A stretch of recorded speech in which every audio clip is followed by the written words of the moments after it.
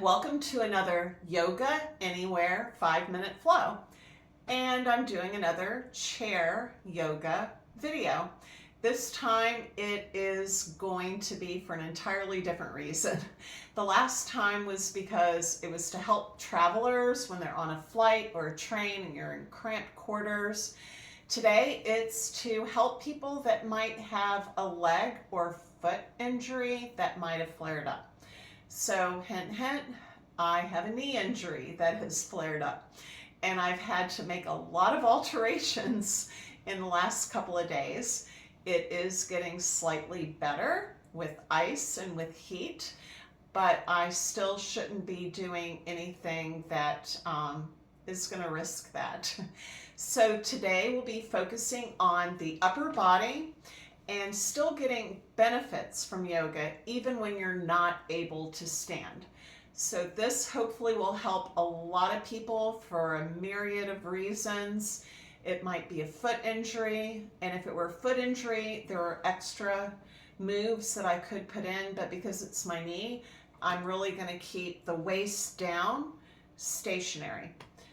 So if this isn't for you, save the video for later because you might find it helpful in the future if you, God forbid, hurt your knee or your hip.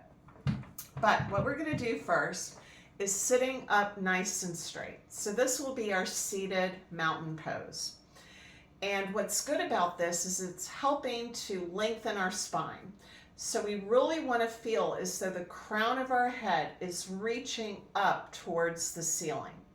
So this is going to help just prevent any collapsing of the discs in our spine, because we want to be able to go through life with good posture and without feeling as though our back is in pain all the time.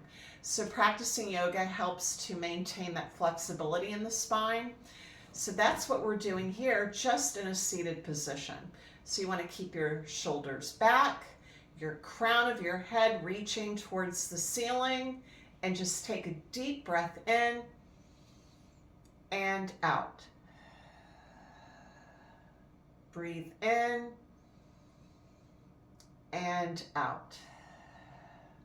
Now we're going to take our right hand and place it on our left thigh, and reaching up high with that left arm, reaching up and over. So we're getting a really good stretch in our side body. And you want to make sure that you are looking at the ceiling as you do this. And that will prevent any damage or injury to your neck. Then we're going to lower that left hand, place the left hand on our right thigh, reaching up with that right hand. You can look at it so that that'll remind you to look up at the ceiling, and then over.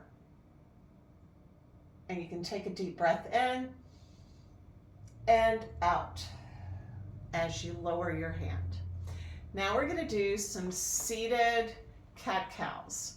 So it'll feel kind of awkward to be doing this in a seated position, but it's the same as standing. And I've done a video a while back, Yoga Anywhere video, on a standing cat-cow. So we're going to start with cow. So you want to take your shoulders up to your ears and then roll them back, and then arch your back and stick your chest forward as you're looking up at the sky. Now we can also do this with our hands at our sides, so you can reach back, having your palms facing down. So this will be kind of like airplane arms when you're doing cow pose. And we're going to breathe in, and then as we breathe out, our hands will come forward, our chin will tuck to our chest, and then curve your back for cat. Then breathe in as you sweep your arms back and you look up at the sky for cow, and then breathe out as we tuck our chin to our chest, reaching our hands forward for cat.